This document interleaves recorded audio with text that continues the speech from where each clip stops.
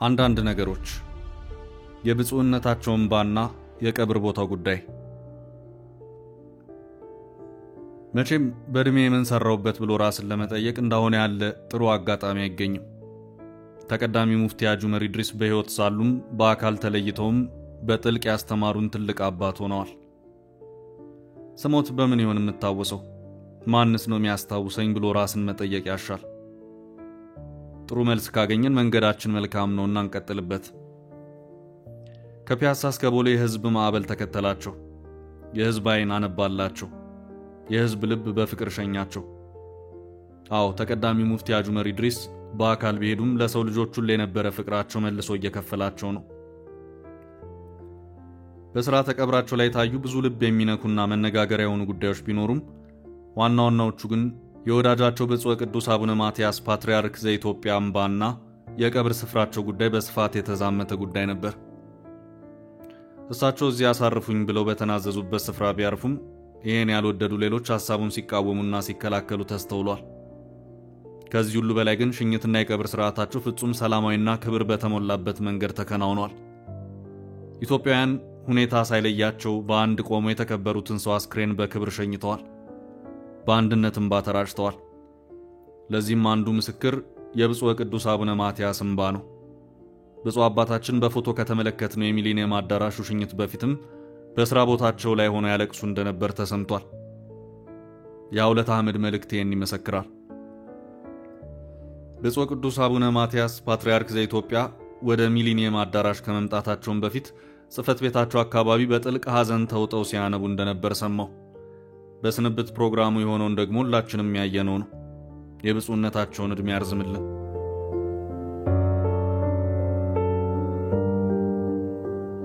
ክርስቲያን ወንድም እህቶቻችን ሙፍቲ በሕይወት እያሉ ለዓመታት እንዲሁም ካረፉም በኋላ ከተለያዩ ዋልጌዎች የሚሰነዘረውን የሚቀፍ ንግግር ችላችሁ ስትከላከሉና ተሳዳቢዎችን አፋቸውን ስታስይዙና ስታሳፍሯቸው ቆይታችኋል። ሙፍቲ በህመም በቆዩባቸው ቀናትም ከዳር እስከ ዳር በጭንቀት ቆይታችሁ ፈጣሪ እንዲምራቸው ስትለምኑ ከርማችኋል።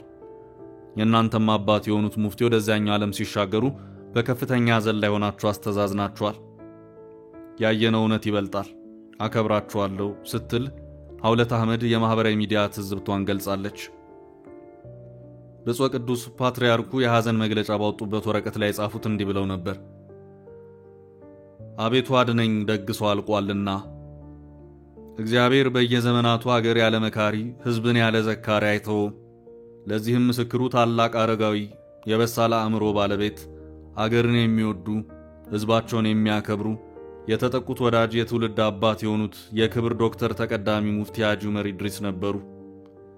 ኢትዮጵያ በጣት ከሚቆጠሩ አረጋውያን አፈማር ከሆኑ መካሪዎቿ መካከል አንዱ የሆኑትን ለመውደድ የታደሉትን የዘመናችን ጌጥ ዛሬ አታለች።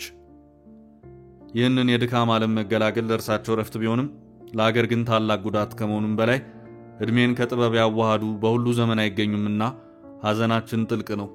ለቤተሰቦቻቸው፣ ለእስልምና እምነት ተከታዮችና ለመላው ኢትዮጵያ ሕዝብ መጽናናትን እንመኛለን። ይህ የአባ ማትያስ ቀዳማዊ ፓትርያርክ የሐዘን ቃል ነው።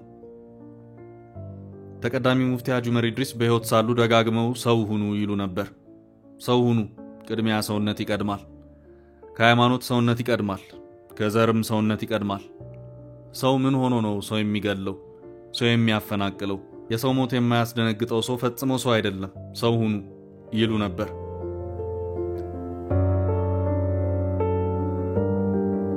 ሰው ጤነኛ የሚባለው ከላይ ፈጣሪን ሲፈራ፣ ከጎን ሰውን ሲያፍር፣ ከውስጥ ሕሊናውን ሲያዳምጥ ነው ይሉም ነበር።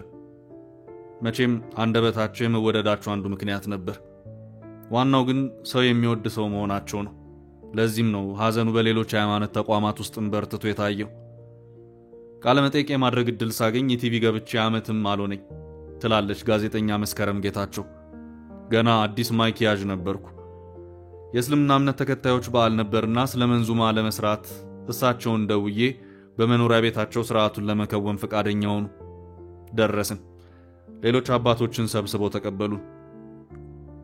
የሃይማኖት በዓላትን መስራት ከባድ የሚያደርገው የቤተ እምነቱን ስርዓት መጠበቅ፣ ሕግጋትን ማክበር የግዴታ መሆኑ ብቻም ሳይሆን ስህተት ብንፈጥር በተቋምም ሆነ በግል የሚመጣውን ጫና ጥያቄ መመለስ ከባድ ነው።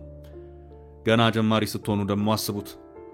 እኔ እምነቱ ተከታዮች የሚለብሱትን ድሪያ ብለብስም እየተንሸራተተ ጸጉሬ እንዳይታይ በሰቀቀን ወዲያ ወዲህ እላለሁ። እቀመጥና እንደገና እንዲህ መቀመጥ የለብኝም ብዬ እነሳለሁ። እንደገና እቀመጣለሁ። የእሳቸው ግርማ ሞገስ ደግሞ እንዲሁ ብርክ ያስይዛል። ብቻ የእምነት አባቶች መሃል በመሆኔ እምነቱ የማይፈቅደው ነው ላለመታየት ተጨነቅኩ። ይህንን የውስጤን ገልጠው ያዩት ሐጂ ጠሩኝ። ፈገግ ብለውና ቀሰስ ባለ ድምፅ እዚህ ያሉ ሁሉም አባቶችሽ ናቸው። የለበስሽውም ሁሉም አክብሮትሽን ያሳያል። ልጃችን ስለመጣሽ ደስ ብሎናል። ሳትጨናነቂ ያሰብሽውን ጀምሪ ያሉኝ የኔ አባት። ያ የጠፋው በራስ መተማመኔ ወደ ቦታው ሲመለስ ይታወቀኛል። ነፃነቴን ሳገኝ በቃ እንዴት አይነት ፕሮግራም ሰራ መሰላችሁ?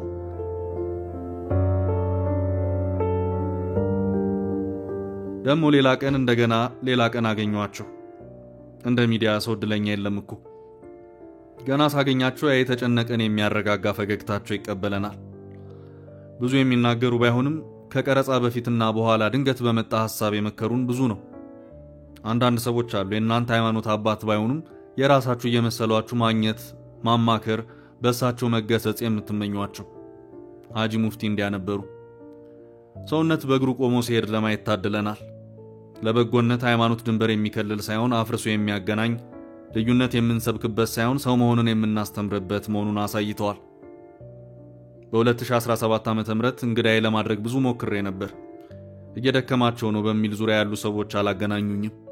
ግን ምጠይቃቸው ብዙ ነበር። ተቀዳሚ ሙፍቲ ሐጂ ዑመር ኢድሪስ ስለመከሩኝና ስላስተማሩኝ ነገር ሁሉ አመሰግኖታለሁ። ዛሬ ብዙ ጽፌ ልመሰክርሎት ብመኝም ቃላቶች ደከሙብኝና ተውሁት። ሀገር ጥቁር ለብሳ ታልቅስ፣ የጎደለባትን ያጣችውን የምታውቅ እሷ። አባቴ ፈጣሪ ነፍሶን በሰላም ያሳርፍልን ስትል ጋዜጠኛዋ ጽፋለች። የኢትዮጵያ ካቶሊክ ቤተክርስቲያን የጳጳሳት ጉባኤ ጥቅምት 9 ቀን 2018 ዓ.ም የተቀዳሚ ሙፍቲ ሐጂ ዑመር ኢድሪስን ህልፈት ሕይወት የሰማነው በታላቅ ሐዘን ነው ብለዋል። የኢትዮጵያ ካቶሊክ ቤተክርስቲያን በታላቁ አባት በተቀዳሚ ሙፍቲ ሐጂ ዑመር ኢድሪስ ህልፈት ሕይወት የተሰማትን ጥልቅ ሐዘን ትገልጻለች። አገራችን ታላቅ አባትን አጣለች። ተቀዳሚ ሙፍቲ ሐጂ ዑመር ኢድሪስ የብዙዎች አባት፣ የሰላምና የአንድነት ተምሳሌት ነበሩ። ከኢትዮጵያ ካቶሊክ ቤተክርስቲያን ጋር በተለይም በሀገራችን ሰላምና እርቅን ለማውረድ በርካታ ስራዎችን በጋራ ሰርተዋል። ቤተክርስቲያናችን በእኚህ ታላቅ አባት ህልፈት ሕይወት የተሰማትን ሐዘን እየገለጽን ለቤተሰቦቻቸው፣ ለወዳጅ ዘመዶቻቸው፣ ለእስልምና እምነት ተከታዮችና ለመላው ኢትዮጵያ ህዝብ እውነተኛ መጽናናትን እንመኛለን። ብፁዕ ካርዲናል አቡነ ብርሃነ ኢየሱስ ሊቀ ጳጳሳት ዘካቶሊካውያን የኢትዮጵያ ካቶሊክ ጳጳሳት ጉባኤ ፕሬዝዳንት።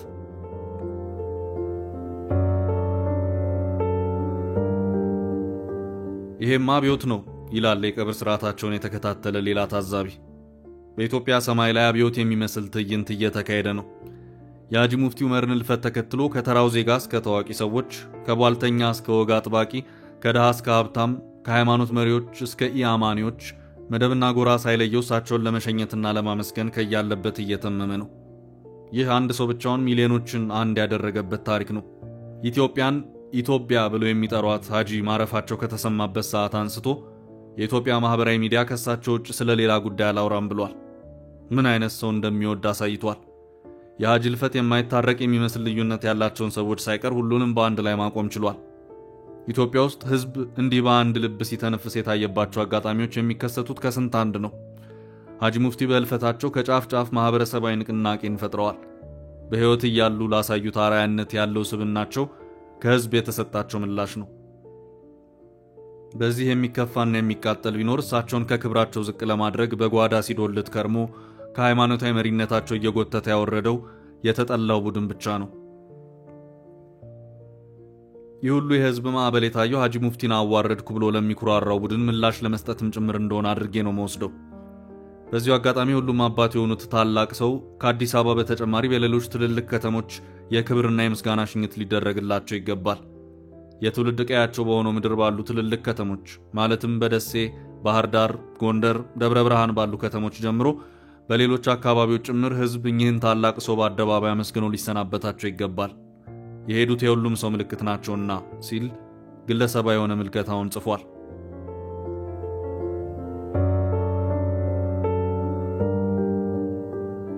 የቀብር ቦታቸውን በሚመለከት የተቀዳሚ ሙፍቲ ሐጂ ዑመር ኢድሪስ የቀብር ስነ ስርዓት በኑዛዜያቸው መሰረት እንደሚከናወን ልጃቸው አህመድ ሙፍቲ ዑመር በቤታቸው ለተሰበሰቡ ኮሚቴዎችና በቀጥታ ስርጭት ለሚከታተሉ ኢትዮጵያውያን ገልጿል።